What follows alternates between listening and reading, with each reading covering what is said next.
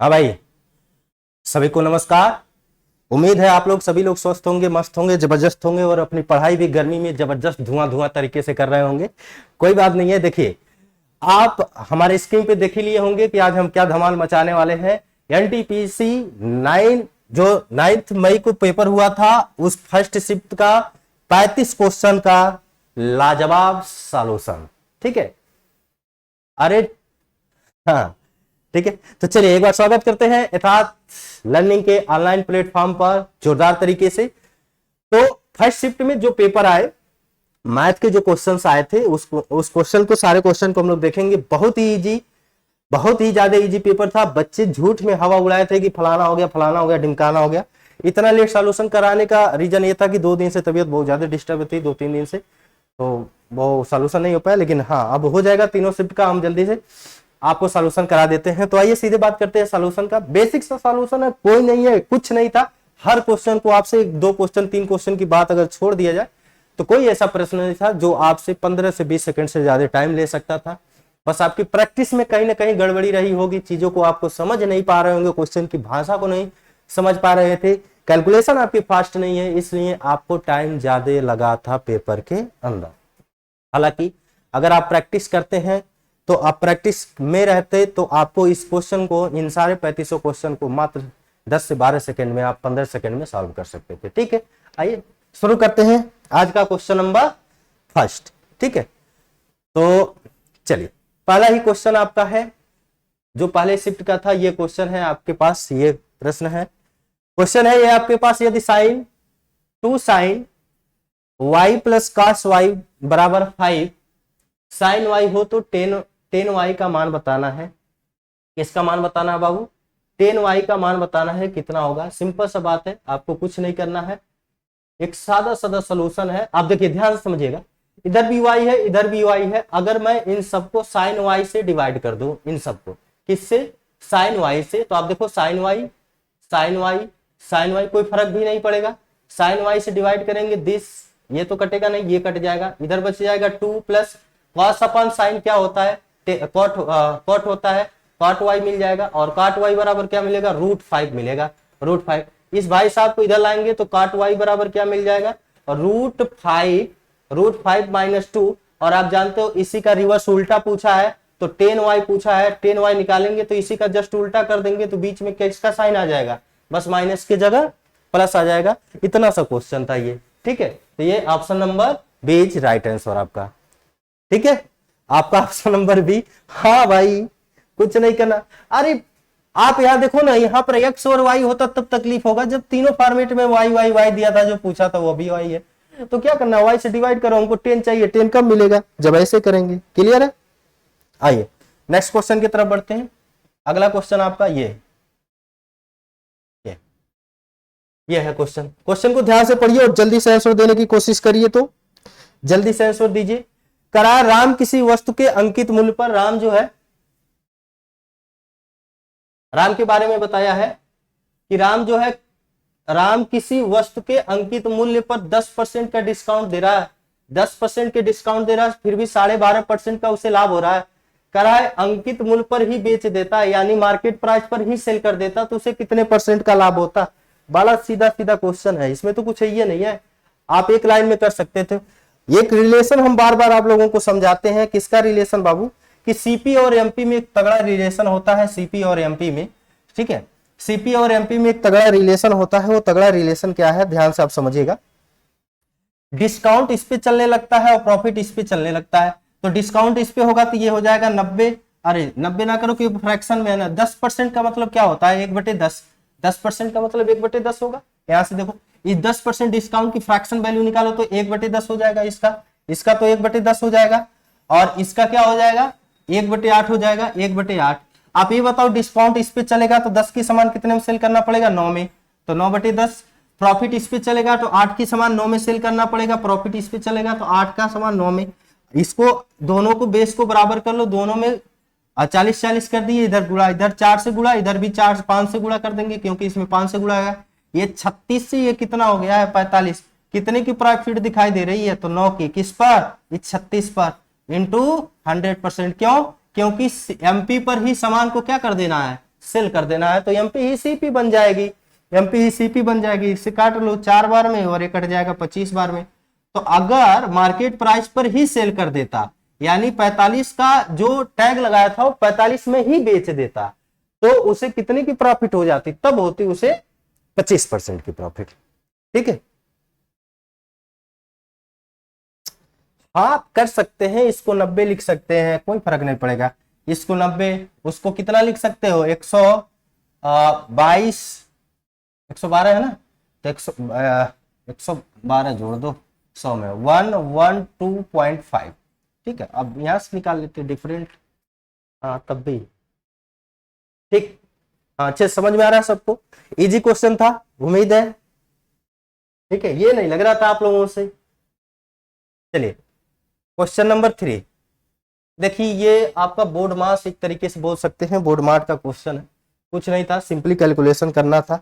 ठीक है, बोर्ड मास का क्वेश्चन था।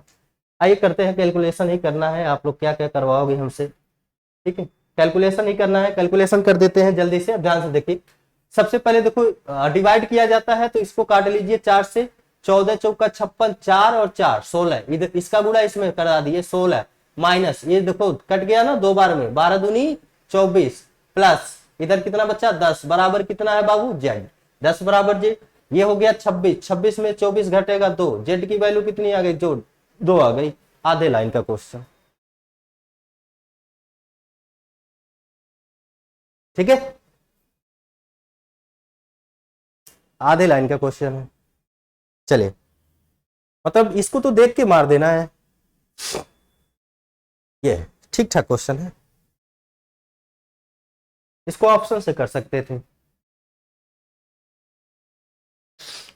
कराए यदि किसी संख्या का, कराए यदि किसी संख्या का आपको 23.5% इतने के बराबर है, तो आपसे पूछा है कोई संख्या है उसका 23.5% जो है, 23.5% किसी संख्या का 23.5% किसके बराबर है? हाँ ये ठीक चल रहा है, ये वाला मार्कर यूज करते मतलब बेटे जा बाबू। हम तो ऑप्शन से कर देते, नहीं तो आपको ऐसे करना था इस क्वेश्चन को, किसी संख्या का। अच्छा 23.5 का मतलब क्या होता है? अगर इसको सॉल्व करोगे तो 23 से ही 1/2% तो ही लिखा है, यही तो है। 23 दूनी 46 और 46 एक 47, 47/2 लिखा हुआ है ये असल में 47/2। परसेंटेज साइन को हटाएंगे नीचे 100 आ जाएगा। तो यहाँ पर ऐसे भी कर सकते थे सर, 47/200 बराबर 1175 और नीचे 100 कर देते।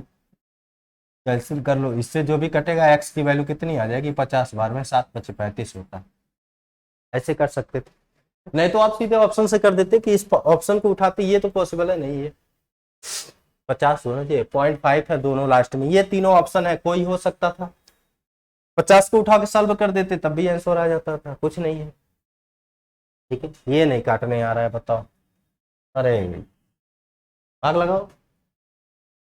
चलो नेक्स्ट, अगले प्रश्न पे आइए। अगला प्रश्न ये साधारण ब्याज का सवाल है। अच्छा क्वेश्चन थोड़ा सेट किया, एलिगेशन मेथड पे सेट कर दिया था, है ना, कुछ है नहीं लेकिन एलिगेशन पे सेट किया था।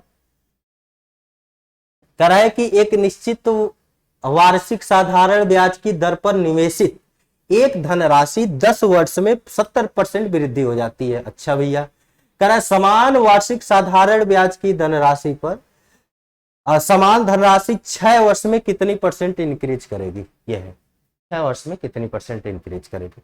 पहली लाइन को पकड़िए, दो कंडीशन है आपके सामने। पहला कंडीशन यह है कि 10 साल में कोई प्रिंसिपल है जो 10 साल में अमाउंट बन जा रही है, 75% की वृद्धि कर जा रही है, 70% की, यानी 100 रुपया बन गया 170 रुपया अमाउंट। क्लियर है?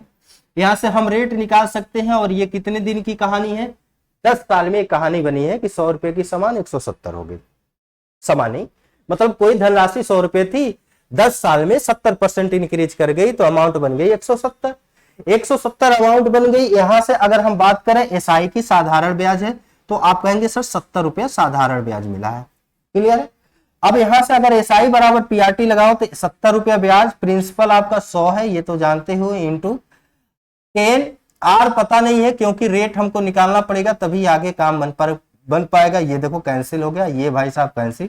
रेट आ गया तुम्हारा 7%। रेट आ गया 7%। आगे कह रहा है कि आप फिर से बताओ कि क्या साधारण ब्याज की दर से समान दर पर, जो समान धनराशि है, समान दर पर 70% की इंक्रीज कर गए। जो रेट यहां लगाए थे ना वही रेट यहां पे लगाना है, लेकिन टाइम को 6 वर्ष रखना है और धनराशि सेम होनी चाहिए। तो प्रिंसिपल आपका 100 रुपया वही है, लेकिन अब बढ़वाना है 6 साल में, 6 साल है और रेट कितना है 7, तो 7×6 = 42, यानी टोटल 42% हमको ब्याज लेना है। अमाउंट बताना है तो आप ये बताओ कितना बढ़ जाएगा, 142 होगा और 100 पे 142 बढ़ गया तो कितना परसेंट टोटल 42 बढ़ गया, यानी 42% इंक्रीज कर गया। ऑप्शन नंबर यही था, ऑप्शन नंबर बी 42%।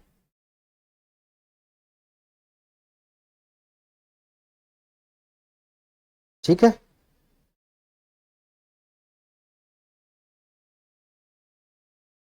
कहाँ गलती हो गई? 7×6 कहीं गलती कर दी है क्या काटने में? 100 × 8, 6 साल में। अच्छा, ओ देखो भाई, क्वेश्चन टाइपिंग में एरर है। जो क्वेश्चन आपके पूछा गया था वहां ये 70 की जगह 75% है। ठीक है, ये 75% है, 70 की जगह ये 75% था, इसलिए उस ऑप्शन में 45% ये सही दिया हुआ है। तो आप सेम प्रोसेस है, उसमें घबराने वाली बात नहीं है। टाइपिंग में एरर हो गया है, यहाँ पे 70 की जगह 75 था। क्लियर है?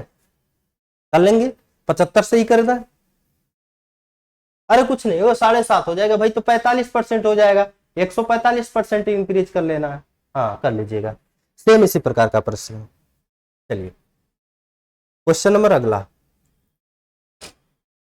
क्लास में इस क्वेश्चन का हम बहुत चर्चा करते हैं और इससे कहते हैं कि ऐसे क्वेश्चनों से हमेशा सावधान रहिए। क्यों सावधान रहिए? क्योंकि जहां पर आपको पाई का मान 22/7 से दिखाई दे देता है तो कई बार हम बताते हैं कि बाबू ऐसे क्वेश्चनों को आपको सॉल्व करने की कोई खास जरूरत नहीं है। आप सबसे पहले ऑप्शन पे जाइए और ऑप्शन को चेक करिए कि कौन सा ऑप्शन 11 से कट रहा है। तो ये तो कट ही नहीं रहा, ये तो कट ही नहीं रहा है। देख लो, 6×5 = 11, 7×5 = 12, 6×4 = 10, 7×4 = 11, 6×6 = 12, 7×4 = 11, 6×5 = 11 और 7×4 = 11। This option number D is right answer. बस करना ही नहीं है, पता नहीं क्या दे रखा है, उससे हमसे मतलब है नहीं है। त्रिभुज का क्षेत्रफल उत्पल परिधि दे रखा, कौन कैलकुलेशन करेगा? ये नहीं करना है। ये बच्चे करने में क्या जरूरत है, नहीं होता तो कर लेते, बाकी बात खत्म। इतना ही क्वेश्चन था। आगे आइए, नेक्स्ट क्वेश्चन ये है। ये थोड़ा सा ठीक था, अब ये हाँ हाँ ठीक है, ये रहा। ये प्रश्न है आपका, करा कि एक पुरुष जो किसी कार्य को 20 दिन में कर सकता है और एक महिला उसी कार्य को 30 दिन में। ठीक, करा 2 पुरुष और 3 महिलाएं उसको कितने दिन में निपटाएंगे? तो ये एक मैन है और एक फीमेल है। मेल जो है 20 दिन में और फीमेल जो है उस कार्य को 30 दिन में निपटा रहे हैं। दोनों मिलके 60 दिन, मतलब टोटल वर्क पता चल गया। रेशियो इनका 3:2 हो जाएगा। अब एक पुरुष की इफिशियंसी और एक महिला की इफिशियंसी कितनी है? 2, 3 और 2 की है, 3 और 2 की है ना इफिशियंसी। हमसे कह रहा है कि कितने पुरुष से काम करवाना? 2।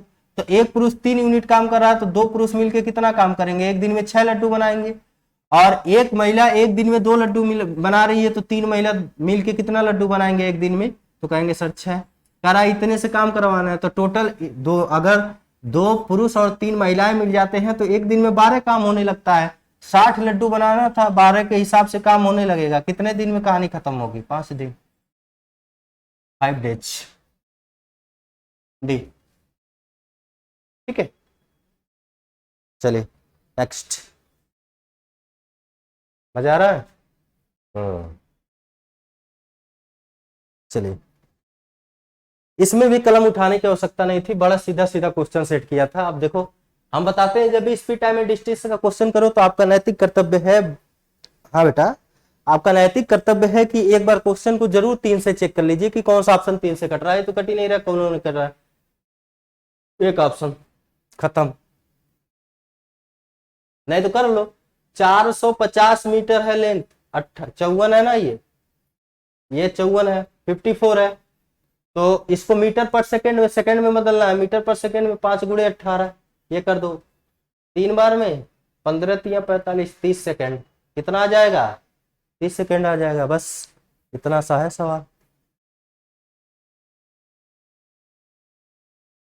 स्पीड बराबर डिस्टेंस अपॉन टाइम से लगा सकते थे ये लो। ये ठीक ठाक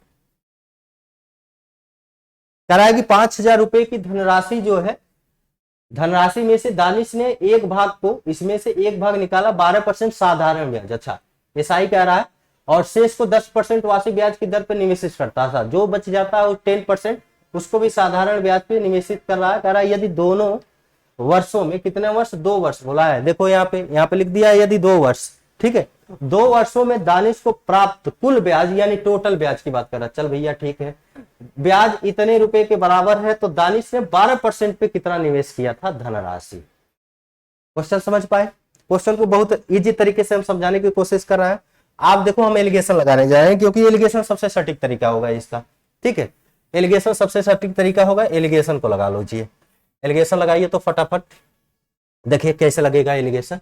5,000 रुपए की धनराशि है, एक को उसने 12% पे निवेश किया और दूसरे को उसने 10% पे निवेश किया है।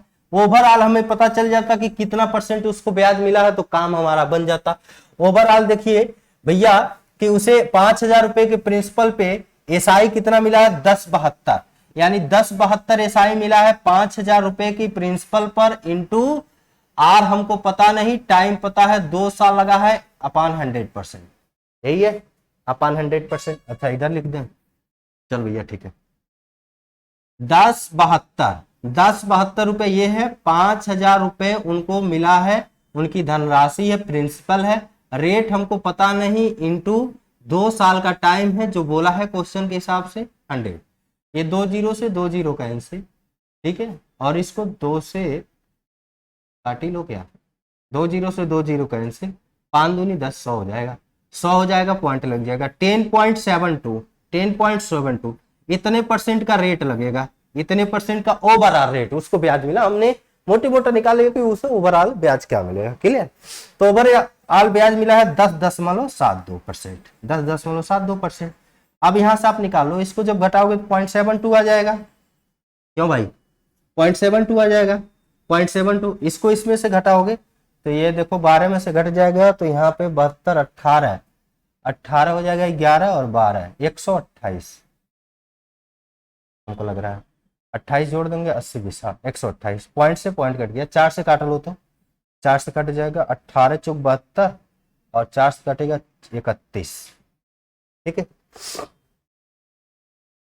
4 3 12 और ये हमने सही घटाया है, ये हो जाएगा 11 और ये हो जाएगा 12, सही तो 4 3 12, 4 दूनी 8, अच्छा ये 32 होगा, सॉरी इसको काट लो, ये हो जाएगा 9 और ये हो जाएगा 16, अब सही है 9 और 16 का मतलब टोटल इस यहाँ पे प्रिंसिपल कितना है, 25 यूनिट है, दोनों को जोड़ देंगे, और सही सही में प्रिंसिपल आपको 5,000 रुपए दे ही रखा है, सही सही में प्रिंसिपल 5,000 रुपए, तो 25 दूनी 50, 200 आ गया। आपसे पूछा है कि 12% पे कितना निवेश किया, तो 12% के नीचे 9 यूनिट निवेश हुआ है, 200 रुपए 1 यूनिट का मान है, तो कितना आ जाएगा भैया 1,800 रुपए। इसको भी ऑप्शन से ही कर सकते थे, क्योंकि एक ही ऑप्शन 9 से कट रहा है, और आप कैसे पकड़ते कि 9 से ही चेक करना है, ठीक है। तो यहाँ तक आने के बाद आपको कैलकुलेशन नहीं करना था, यहीं पर समझ जाते, जो भी आंसर होगा वो 9 का मल्टीपल फॉर्म होगा, तो 9 का मल्टीपल फॉर्म एक ही ऑप्शन में है, ठीक है, हो जाता है। एलिगेशन लगा दीजिए, इजी हो जाएगा। हाँ एलिगेशन आप लगाते हैं इस क्वेश्चन को इजी बना सकते हैं, ठीक है। अब ये सब प्रैक्टिस पे होगा कि कितना आप डेडिकेटेड हो मैथ को लेकर, कितना आप समझते हो, समझदार हो। अब कोई बच्चा इसे अलग अलग प्रिंसिपल को तोड़ के x रुपया 12% पे, 5,000 माइनस x 10% पे करता रहेगा, तो भाई उसकी मर्जी है, कुछ करे, स्वतंत्र भारत का स्वतंत्र आदमी है, ठीक है। करना आपको एलिगेशन से ही, हाँ एलिगेशन से आप करते हो तो इजी हो जाएगा। आइए आगे देखते हैं प्रश्न, अगला क्वेश्चन 9 नंबर क्वेश्चन, ये भी बोर्ड मार्क्स का क्वेश्चन ही है, बोर्ड मार्क्स का क्वेश्चन है, करिए इसको, इजी है, ठीक है। तो काटा पीटी मचा दे क्या, देखो 8 3 का 24, ठीक है, अब इसका गुणा इसमें डायरेक्ट होगा, 6 3 का 18 और 16, यहां से इस पार्ट से तो मिलेगा 2, ठीक है, इस पार्ट से मिलेगा 2, ये हो जाएगा 42, तो उधर 72 माइनस 4 और ये हो जाएगा 42 और ये प्लस का 20 है, ठीक है, इसका गुणा इसमें करा दो, तो 72 और 20 जोड़ ही लो, 72 में 20 जोड़ोगे 92, 92 माइनस 2 4 दूनी 8 और ये हो जाएगा 4 चौका 16, घटा लीजिए तो माइनस में आएगा आंसर। माइनस में एक ही ऑप्शन है बड़ा वाला, बड़ा सा आएगा 76। ठीक है 76। ये बोर्ड मास का इजी प्रश्न है। हाँ ये उन्हीं के लिए है। देखो इस क्वेश्चन, ये बड़ा टेढ़ा क्वेश्चन पूछा था, लेकिन ऑप्शन ऐसा दिया था ना, दिल खुश कर दिया बंदा। जहां पे 22/7 है, अभी अभी बता के निकले हैं 22/7 है, ऑप्शन ये है। जहां पे 22/7 है आपको टच करने की आवश्यकता ही नहीं है। चेक कर लो कि कौन सा ऑप्शन 11 से कट रहा है। अगर मैं इसको देखूं तो अगर इसका गुणा इसमें करा के इसको जोड़ दूं तो 9×5 = 45, 9×5 = 45 में 3 जोड़ेगा तो 45×48 होगा ये। ठीक है, इसका गुणा करा दो तो 12×3 = 36, 9×3 = 27 और 36 और 2 38, ये हो जाएगा। बटे 3 इसके नीचे, बटे 5 है इसके नीचे, हमसे उससे मतलब नहीं है। 15×3 = 45 हो जाएगा, 9×3 = 27 और 46, ये हो जाएगा। इससे देखो 9×3 = 27, 9×3 = 27, 27 और ये 28। कौन सा ऑप्शन 7 से कट रहा है? अगर इसको आप चेक कर पा रहे हो तो सही है। बाकी देखो इसके नीचे भी 5, इसके नीचे 3, इसके नीचे 3, इसके नीचे 3, हम इग्नोर कर दिए। हमको 7 से चेक, 11 से चेक करना कौन सा कट गया। तो 8×5 = 13, 4×4 = 8, ये तो पॉसिबल है नहीं। 8×7 = 15 और 3×2 = 5, ये भी पॉसिबल नहीं है। 7×6 = 13, 4×2 = 6, ये भी नहीं है। ये कई ऑप्शन है, दिस चेक कर लो। 8×7 = 15 में से 4 घटेगा 11, यही है ऑप्शन। हाँ बस इतना बुद्धि लगाना था, क्वेश्चन को पढ़ना ही नहीं है यार। इतना टाइम है पेपर में बैठ के क्वेश्चन पढ़ा, यही काम रह गया है। हाँ और क्या, पढ़ाओ ऑप्शन से।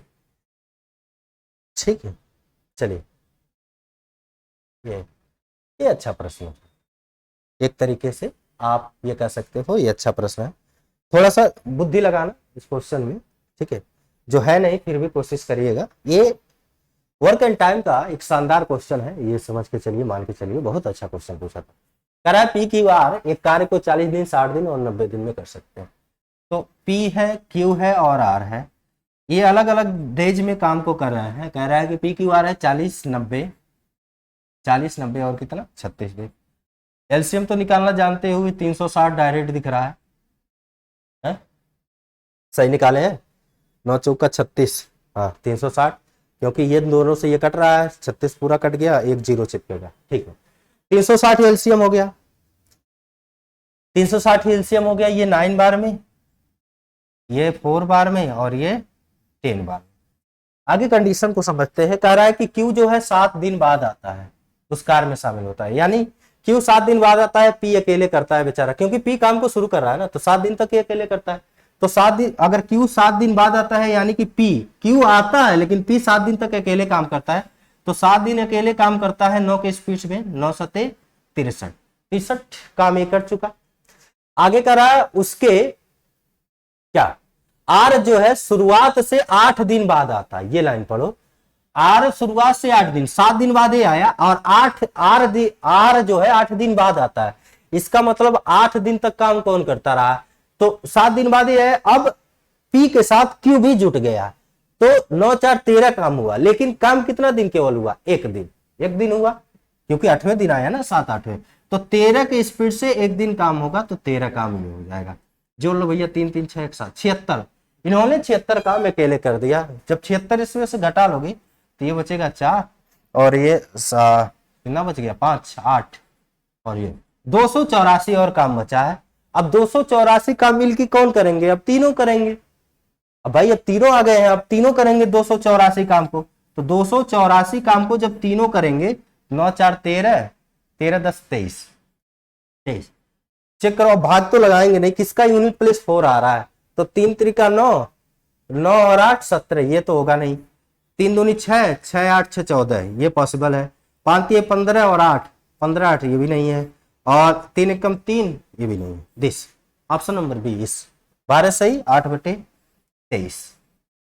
ठीक है, अब इसका भी भाग लगाओ तुम पेपर में बैठ के, तो क्या मतलब है, कोई है मतलब है ना। थोड़ा सा आप ऐसे भी सोच सकते थे। चलिए आगे बढ़ते हैं। अगला प्रश्न, ये तो महा इजी क्वेश्चन, आप इस क्वेश्चन को देखिए। ये प्रश्न जो है कह रहा है यदि 2x बराबर सॉरी 3x प्लस 2y बराबर 13 दे रखा है और दिस बराबर दिस दे रखा है। इस क्वेश्चन को करने की आवश्यकता ही नहीं थी। इसमें देखो ये जो इक्वेशन है इसमें सिर्फ एक ही वेरिएबल है। चेक कर लो कि कौन सा ऐसा ऑप्शन चिपका दें y की जगह। कह रहा है x और y का मान बताओ, तो ये बताओ पहले x है फिर y है, तो ऑप्शन में जो भी होगा पीछे y का उसका मान तो सही होगा। यहाँ पे चेक कर लेते हैं, 2 रख के 2 दूनी 4 माइनस 4 में 2 का गुणा होगा तो 4 दूनी 8 प्लस 4 और ये हो जाएगा 0 के बराबर। सही है, ये ऑप्शन काम बन रहा है। तो क्या x का मान यहाँ पर भी रखने पर x और y रखने पर बराबर हो रहे हैं कि नहीं? अगर चेक करते हो गया तब तो काम बन जाएगा। तो x की जगह 4 रखो, 4 3 12 प्लस y की जगह 2 रखोगे तो 2 दूनी 4, तो ये 13 के बराबर नहीं हुआ, मतलब ये नहीं है। तो फिर तो एक ही ऑप्शन है 2 और 3 वाला, ये होगा। ये तो होगा ही नहीं। बस इतना सा सवाल था, खत्म।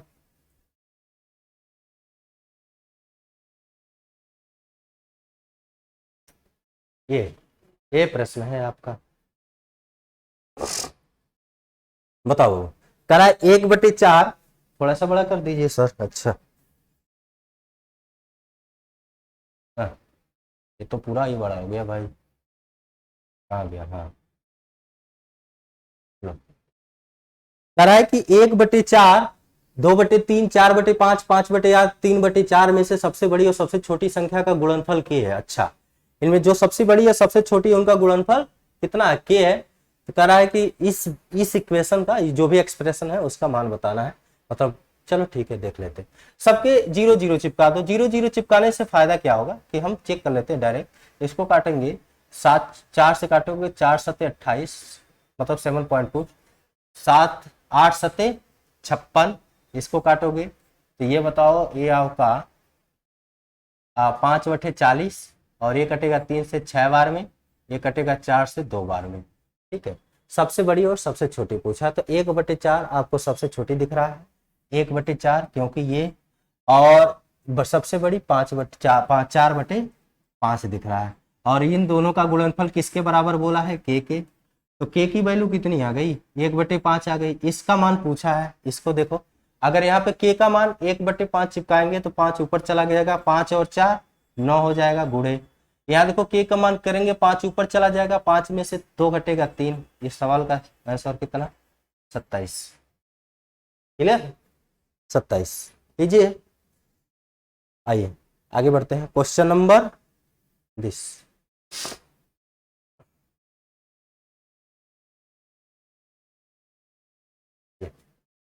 इसको करिए।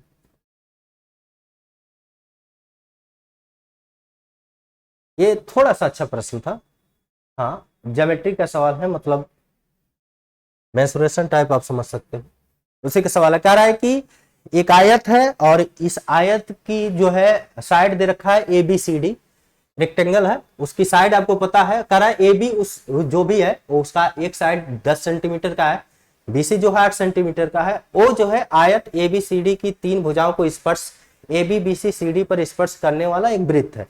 मतलब उस रेक्टेंगल के अंदर एक सर्कल है जो 3 भुजा को स्पर्श कर रही है, और वो 3 भुजा कौन है? AB को, BC को और CD को केवल स्पर्श कर रही है। कह रहा है त्रिभुज OBC का एरिया बताना है, त्रिभुज ABC का एरिया बताना है। ठीक है, ऑप्शन से अगर जाते हैं तो लगभग सारे ऑप्शन कट रहे हैं, क्योंकि ये भी परम सत्य होगा, ये भी, इन्हीं दोनों में से कुछ होगा। 8 से कटने वाला एक ही ऑप्शन है, क्योंकि वो तो बेस बनेगा ही बनेगा, सिंपल सी बात है। ठीक है, चलो हम कोशिश करते हैं कि सवाल क्या करें, क्योंकि 2 ऑप्शन यहाँ पे कटने लगेंगे। ठीक, आइए। कह रहा है कि एक रेक्टेंगल है, ऐसे कोई रेक्टेंगल है। ठीक है, ये है ए है बी, ये है सी और ये है डी। ठीक है, किस किस लाइन को टच कराना है ये आपको समझना है बाबू, किसको किसको टच कराना है। तो कह रहा है ए बी बी सी और सी डी। ए बी बराबर 10 दे चुका है और ये 8 दे चुका है, बी सी बराबर 8 दे चुका है।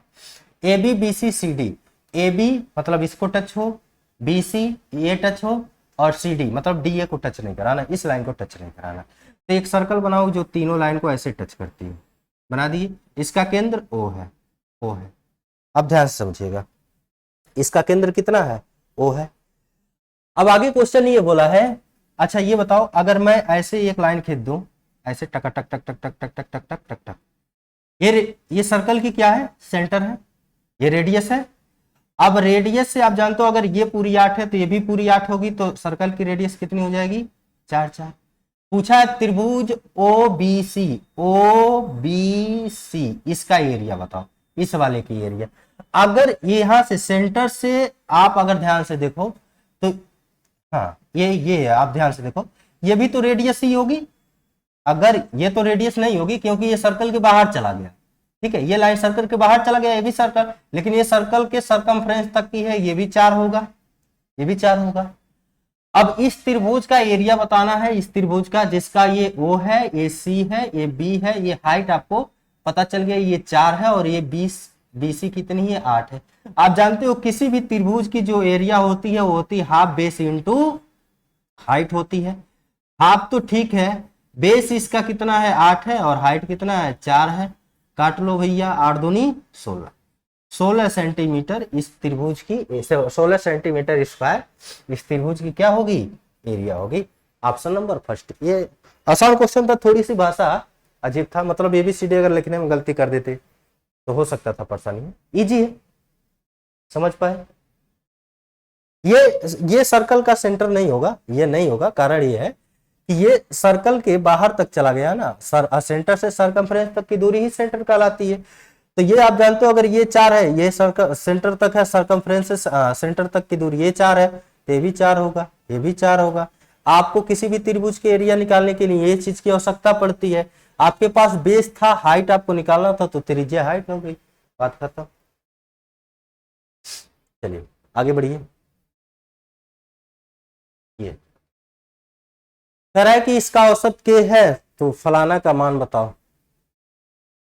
चलो भैया जोड़ लो इसको, तो जोड़ो सबको। तो 16, 25, 25, 50, अब 15, 15, 30, 50, 30, 80, ठीक है, 80 हो गया, 80, 10, 90, 3, 93, 2, 95, सबको जोड़ दिया 95, डिवाइड बाई कितना भैया, 1, 2, 3, 4, 5, 5, और इसको कह रहा के। एवरेज तो यही है ना, एवरेज कुल संख्याओं का योग बटे कुल संख्या। हाँ, नहीं तो ये कहो सर जी क्या मनमानी लगा रहे हैं, प्रैक्टिस करा रहे हैं, तो ऐसे थोड़ी होता है। के बराबर 19, यहीं पर रख दो, 19 दूनी 38 और 11 49, 49 का स्क्वायर रूट ले लो 7,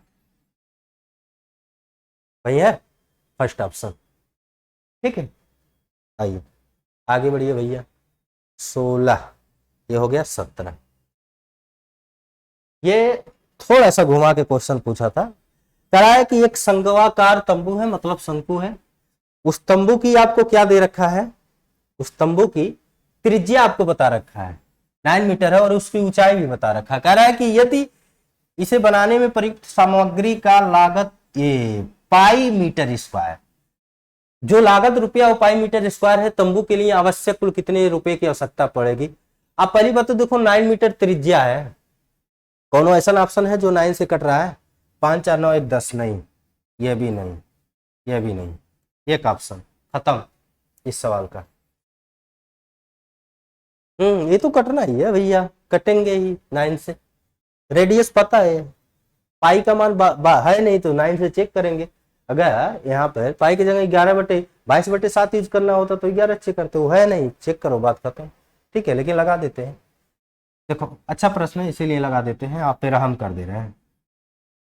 एक शंकु है, इसकी रेडियस आपको पता है, हाइट पता है, रेडियस भैया कितना है, तो कह रहा है इसकी रेडियस है 9 मीटर, 9, और इसकी हाइट है 12, ठीक है।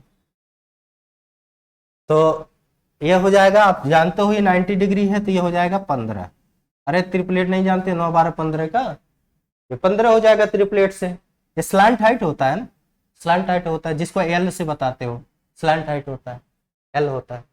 अच्छा, इस पे आप जब भी आप तंबू पे कोई चीज लगाते हैं तो उसके कर्व सरफेस एरिया पे लगाते हैं, कर्व सरफेस एरिया, और आप जानते हो कि ये कोन का कर्व सरफेस एरिया जो होता है पाई आर एल होता है, ठीक है।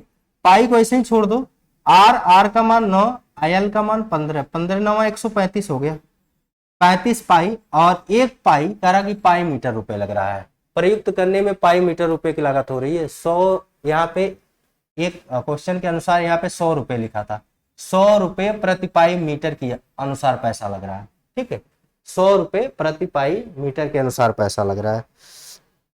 एक मिनट हम चेक ही कर ले रहे हैं, बड़ा टाइपिंग गड़बड़ है भैया।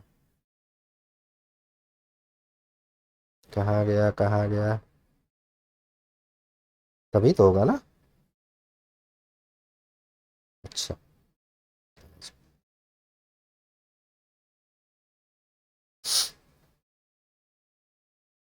हाँ भैया, 100 रुपया, यहीं पे 100 रुपया प्रति, 100 रुपया प्रति पाई मीटर का लिखा हुआ था, यह छूट गया है, इसको आप बना लेंगे 100 रुपया प्रति पाई यहीं पर।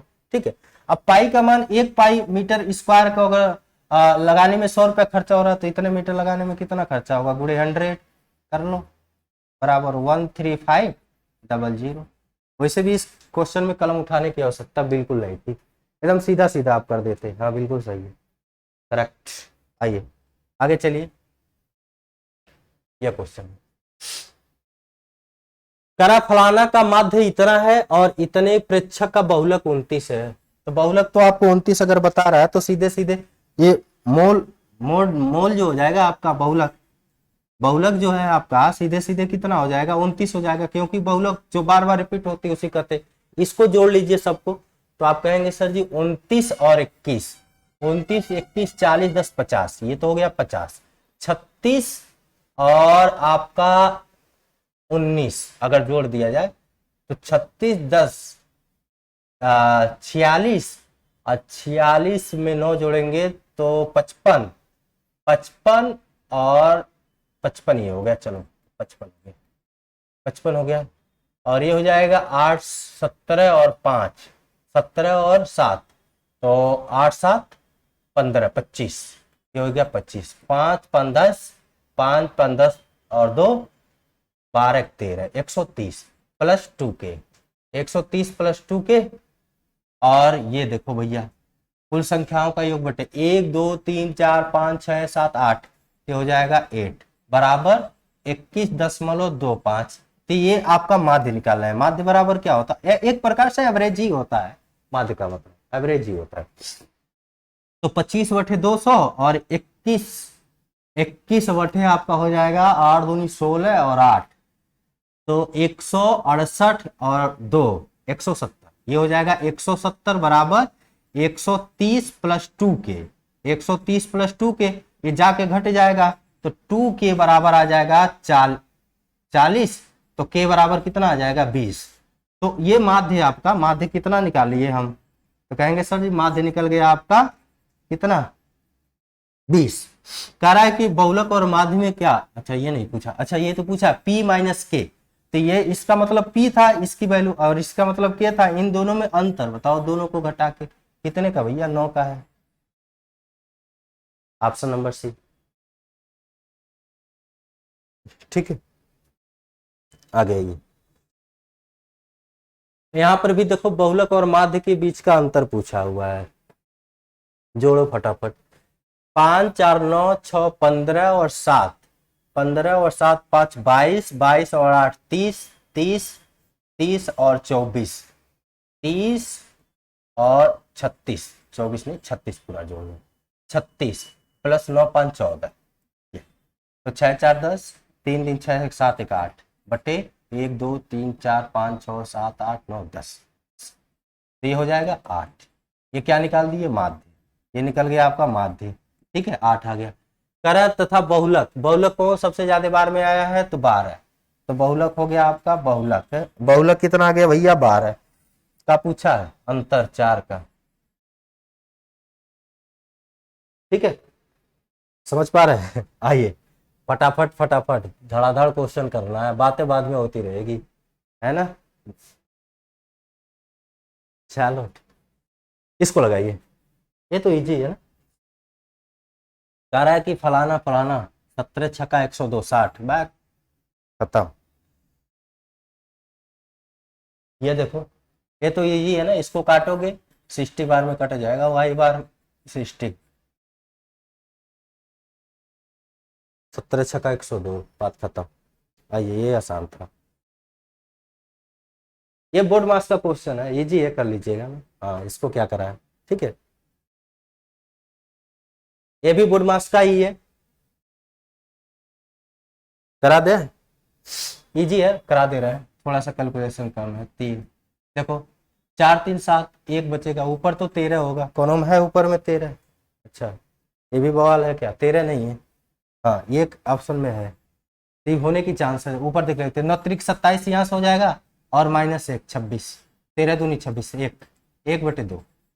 ये तो ये, अरे गजब, ये आंसर है भैया, 1/2, ये नहीं है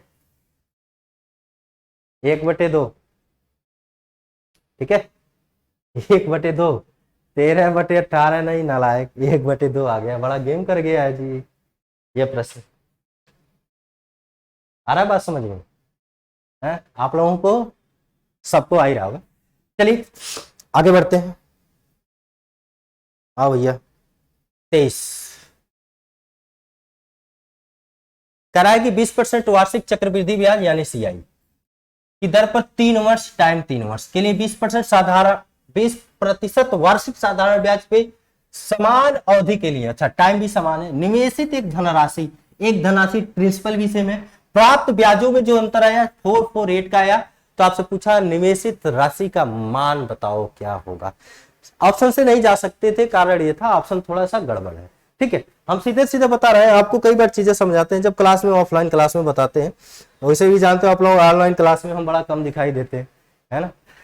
तो चलिए यहाँ पे देखियो आपको बताते हैं 3 साल के लिए एक सीआई और एसआई में बड़ा परफेक्ट रेशियो बनता है 3:3:1, ये बताते हैं बाबू, 3:3:1 बताते हैं।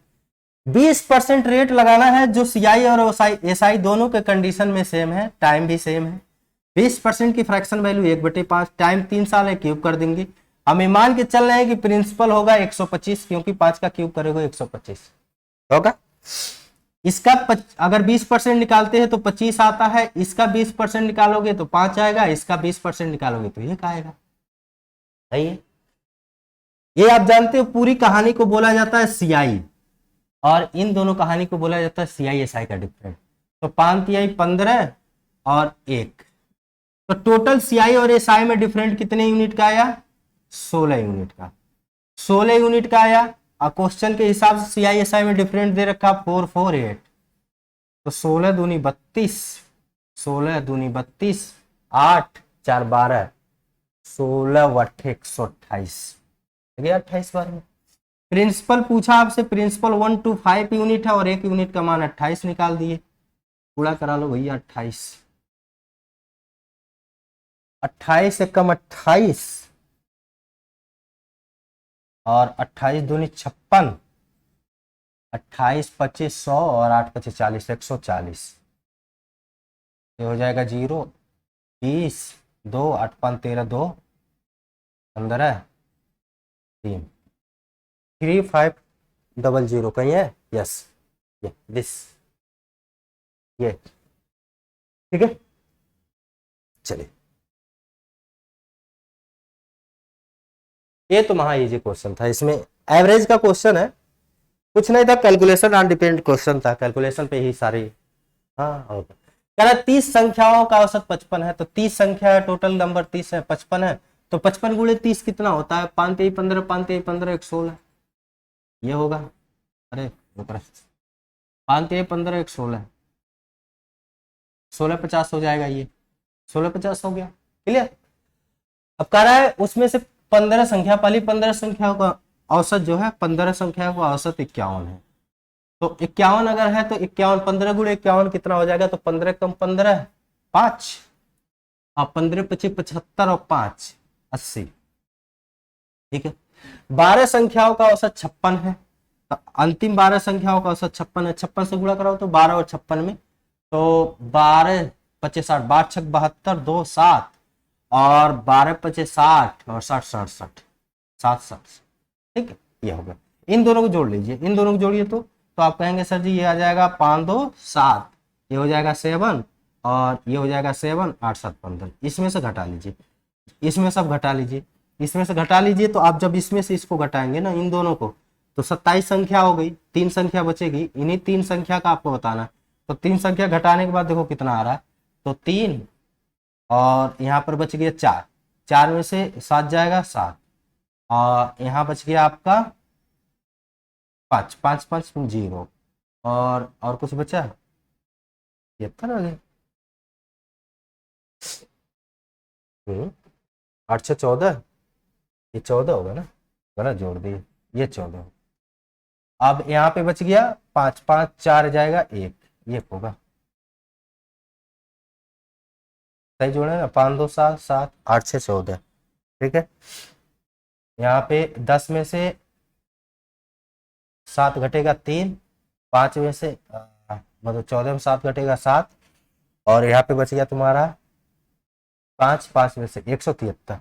173 में इन तीनों संख्याओं को जोड़िए, तीनों संख्याओं को जोड़ के निकालो। हमको लग रहा है कुछ गलती कर दिए हम। 5 3 15, 5 3 15 और 1 16, 15 कम 15 5 और 1 बचा, 15 5 75 और 1 76। ये गलती हुई। 5 7 6 ये बचेगा ना, अब सही है। 5 2 7 7 7 6 13 और 7 6 13, ये रुक जाओ भैया, मिटा ही लेने दो। 5 2 7 7 7 6 13 और 7 से 13 और 1 14। अब घटा लो, ये हो जाएगा 3 और ये जाएगा, ये आपके पास 4, 4 में से 3 घटेगा 1, यहाँ पे 2। अब सही है, 213। अब इन तीनों को जोड़ लीजिए तो 6 4 10 8 18 और ये हो जाएगा आपका 8 नहीं 5 6 5 11 18, 18 और 1 19, 198। 198 और घटा दीजिए, 198 घटाएंगे 13 में से 8 जाएगा 8 5 6 4 10 8 18 और 7 6 13 13 और 5 18 और 1 19। घटाओगे इसमें से 13 में 60 जाएगा 5 और यहाँ बचेगा आपका कितना बचेगा 10 1 115 क्यों आ रहा है? लग रहा है क्वेश्चन में एरर है क्या? 1 मिनट चेक कर ले रहे हैं। टाइपिंग होता है तो जानते हो, जल्दीबाजी में जो टाइपिंग होता है तो क्वेश्चन में एरर आ जाता है। ये आपका 30 संख्याओं का अंदर 15 संख्याओं का 51, 15 5 75, 15 1 15, 165 765 हो गया। 5 2 7 7 6 13, 7 6 13 14, सही है। और कह रहा है 12 संख्याओं का औसत 74। तरीका ये गड़बड़ कर दिया बंदा। 12 संख्याओं का 56, अच्छा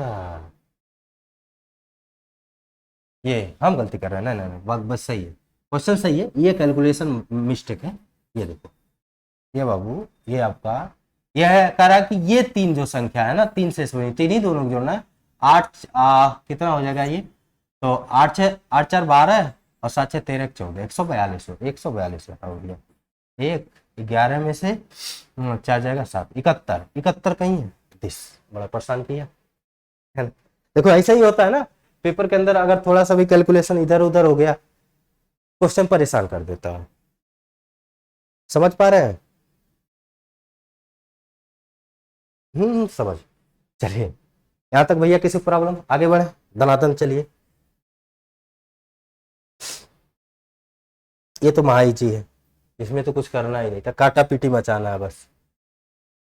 देखो एक्स और जेड का रेशियो, वाई और जेड का रेशियो पूछा, काट लो भैया। 5 बार में 4 बार में जेड को इधर ला दो, वाई अपन जेड बराबर हो जाएगा 4/5, 4:5। First option, first option. इसमें तो बस काटना था, काट पीट के मचा देना। ये जबरदस्त क्वेश्चन है, क्वेश्चन नंबर 26। अच्छा क्वेश्चन सेट किया था। ठीक है, क्रय किसी वस्तु के अंकित मूल्य और क्रय मूल्य का अनुपात 5:3 है। यानी हम ये मान के चल रहे हैं, देखो हम जल्दी से कर रहे हैं, किसका किसका, एमपी और सीपी का। तो एमपी और ये सीपी है। एमपी हम 500 रुपया मान लें, कोई फर्क नहीं पड़ेगा रेशियो में, इसको 300 मान लेते हैं। ठीक है, कह रहा है कि उसको इतने रुपए में सेल किया है, सेलिंग प्राइस अलग से दे रखा है। सेलिंग प्राइस कितना भैया, 324 सेलिंग प्राइस। कह रहा है कि तथा दुकानदार ने 16% और 20% के 2 क्रमिक छूट देता है, तो उसका लाभ या हानि बताओ। लाभ और हानि का पता कब चलेगा, जब आपको सीपी पता हो और एसपी पता हो। तो सीपी के बारे में जानकारी है नहीं, यूनिट में जानकारी है। तो सीपी को पहले जानकारी करना पड़ेगा, तभी आप प्रॉफिट, कुल मिला जुला के हमारे कहने का मतलब है सीपी आपको निकालना ही पड़ेगा प्रॉफिट के लिए। लेकिन डिस्काउंट हमेशा एमपी पे दिया जाता है। तो ओवरऑल डिस्काउंट की अगर बात करें हम, तो ओवरऑल 16 डिस्काउंट कितना दे दिया है, तो हम कहेंगे सर 16 और 10 26, सॉरी 36 और 16 गुणे 16 दूनी 32, तो ये हो जाएगा 32 पॉइंट, यानी 3.2 में घटा दोगे तो ये हो जाएगा 8, 5 में 3 जाएगा 2, 32.8। तो 32.8 का ओवरऑल डिस्काउंट दे दिया इसने, ओवरऑल डिस्काउंट 32.8 का ओवरऑल डिस्काउंट देने के बाद वो चीज कितने में बिक रही है, इतना। तो बिकी कितना में, तो 100 रुपया अगर एमपी हो तो उसमें से 32.8 तो दे दिया डिस्काउंट, तो सेल कितना में किया होगा, तो आप कहेंगे सर सेल किया होगा, इसको घटा लें तो 10 में से 8 जाएगा 2 पॉइंट, और ये 9 में 7 और 6, 67.2 के मतलब 67.2 में सेल किया होगा। तो ये 67.2 में सेल करेगा किस पर, एमपी पर।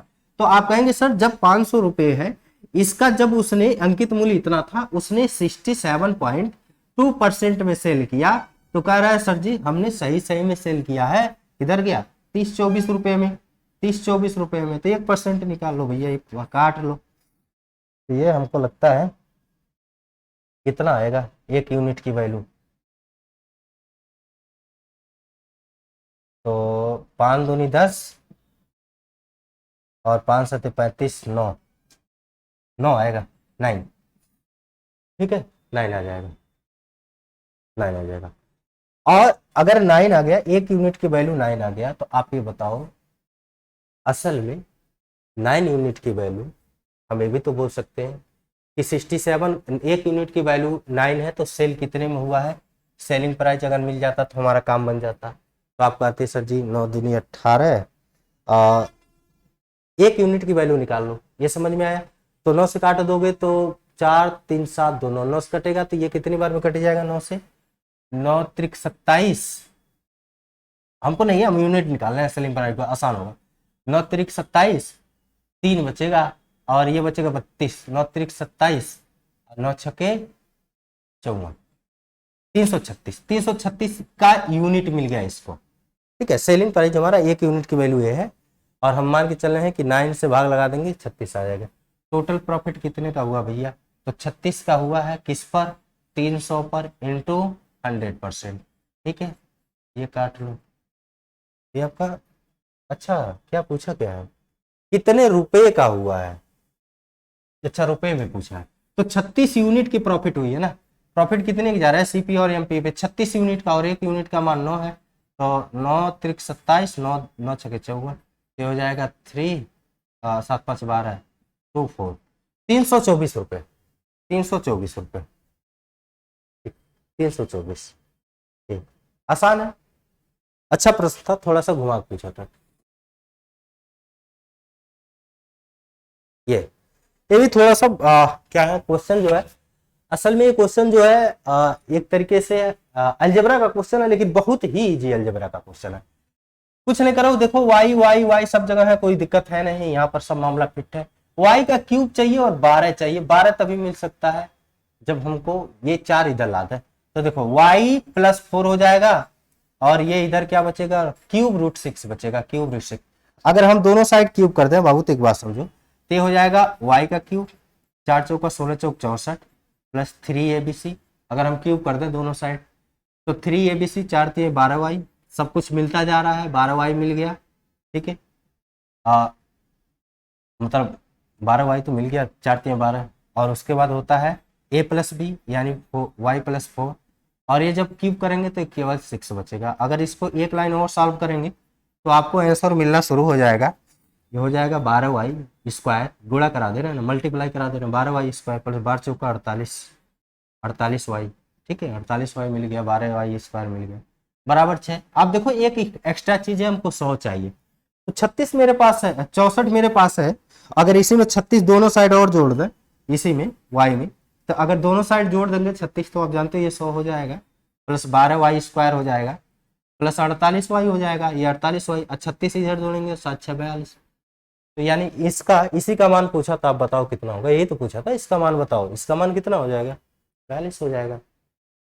ठीक है, कुछ था नहीं, आसान था। चलिए नेक्स्ट 28 नंबर मौसम पूछा हुआ है। ये तो सीधे लग रहा है कि जो भी आंसर होगा वो 5 का मल्टीपल होगा। ये तो हो नहीं सकता, एक तो ऐसे ही डिलीट हो गया। ठीक है, और ये देखो, अगर इन दोनों का आप जानते हो मौसम कैसे निकाला जाता है, दो सबसे छोटी संख्याओं के बीच का डिफरेंट निकाल, डिफरेंट निकालोगे 0 7, 70 को तोड़ो 35 दूनी 70, दो तो हो नहीं सकता क्योंकि दो से इसमें कोई कट नहीं रहा है, 7 और 5 से दोनों कट रहे हैं, तो यानी 35 इस सवाल का मौसम हो जाएगा। ठीक है, चलिए कराए ए बी और सी डी केंद्र ओ वाले दो समांतर स्पर्श रेखाएं हैं। केंद्र ओ वाले के जो समांतर स्पर्श रेखाएं ऐसे स्पर्श कर रही हैं। करा पी और क्यू को क्रमशः ए बी और सी डी पर इस प्रकार स्थित है। तो ए बी और सी डी, ये है ए बी और ये है सी डी। कह रहा है कि पी और बिंदु पी और क्यू ए बी और सी डी पर इस प्रकार स्थित है। यहां इस प्रकार पी और क्यू इस प्रकार स्थित है कि पी क्यू को आर से, पी क्यू को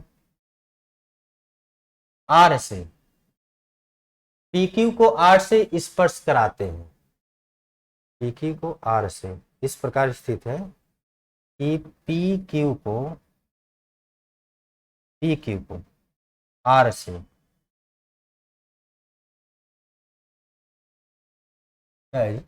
पी क्यू को आर से स्पर्श कराते हैं।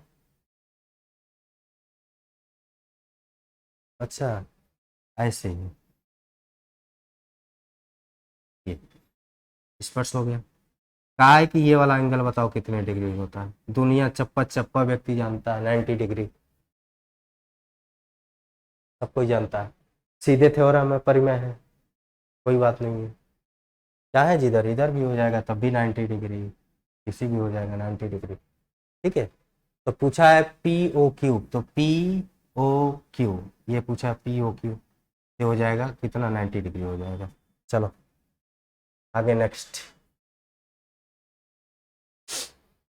ये गुणा भाग है, कर लेना आसान है, ये हम बता दे रहे हैं। अच्छा प्रश्न नहीं कर सकती लेकिन ठीक है चलो। कह रहा है थीटा का मान जो है ना, ये मिसप्रिंटिंग है, 0 से बड़ा होना या छोटा, 0 से बड़ा है थीटा लेकिन 90 से छोटा है, और इसका वैल्यू आपसे पूछा हुआ है। इसकी value 1/1 + tan theta + 1/1 - tan theta बराबर कौन दे रखा है। क्रॉस मल्टीप्लाई ले लेते हो डायरेक्ट, तो आप देखो डायरेक्ट क्रॉस मल्टीप्लाई ले लोगे तो 10 से 10 कट जाएगा ऊपर जाके, और यहाँ पर नीचे मिलेगा, ऊपर मिलेगा 2 और नीचे मिलेगा 1 - tan square theta, tan square theta बराबर 4। इसको भी काटी पीट मचा दो, अगर कट जाएगा तो आप जानते हो 2 थीटा - 2 1 बराबर क्या हो जाएगा 2 - 2 tan theta, tan square theta, ये बनेगा। ठीक है, ये इधर आ जाएगा, घट जाएगा, मतलब इसको इधर इसको इधर, तो 2 tan थीटा बराबर tan स्क्वायर थीटा बराबर कितना हो जाएगा 1/2। अच्छा, ये tan थीटा अगर हम डायरेक्ट निकालें तो क्या हो जाएगा 1/√2 हो जाएगा, वैल्यू रूट के अंदर आ जाएगी। एक राइट एंगल ट्रायंगल बना लो आसान करने के लिए। तो आपको सबको पता है लाल बटे कक्का, हिंदी मीडियम वाले। ठीक है, तो साइन कॉस टेन लंब बटे आधार, तो इसका लंब कितना, एक, आधार ये है, तो जब स्क्वायर करेंगे तो 2 और 1 3, √3 डायरेक्ट आ जाएगा, ये वैल्यू √3 आ जाएगी। जब ये वैल्यू √3 आ जाएगी तो आपसे क्या पूछा है, कोसेक स्क्वायर थीटा। कोसेक का मतलब ये देखो, sine cos tan cos sec cosec, आधार बटे कर्ण, आधार बटे लंब, आधार बटे लंब का square plus sec, sine cos tan cos sec, तो कर्ण बटे आधार, कर्ण बटे आधार। ठीक है, इसका स्क्वायर, तो ये हो जाएगा ऊपर 2 और बटे 1 और ये हो जाएगा 3/2। अगर सॉल्व करोगे तो ये हो जाएगा 4 3 7, 4 3 7 दोनों, 2 2 4, 4 3 7, कहाँ गलती कर दी, 2 और 3 ठीक तो है, 2 हो जाएगा और 1/3, 3/2, तो माइनस नहीं है। Sec, sine cos tan cot sec, आधार बट कर्ण बटे आधार, कर्ण बटे आधार लिख तो दिए, और कण बटे लंब, कण, अच्छा ये गण, ये कण बटे लंब होता है, 3 होता है, ये 3 कर लो, तो 3 दूनी 6, 3 9, 9/2, 9/2 कहीं है, ये दिस ऑप्शन नंबर सी, 9/2, ये भैया, ये आपके लिए होमवर्क है। कमेंट में जो जिनका आंसर आएगा वो बताएगा, ये आपका, ये आपके लिए इंपॉर्टेंट क्वेश्चन है और सब लोग इसको करके बताएंगे कि इसका आंसर कितना होगा। ठीक है, इंपॉर्टेंट, महा इंपॉर्टेंट, इसका आंसर बताएंगे आप लोग, सभी लोग कमेंट में करेंगे कि इसका आंसर कितना होगा। बहुत अच्छा प्रश्न है ये, हम मान के चले जबरदस्त क्वेश्चन है। ठीक है,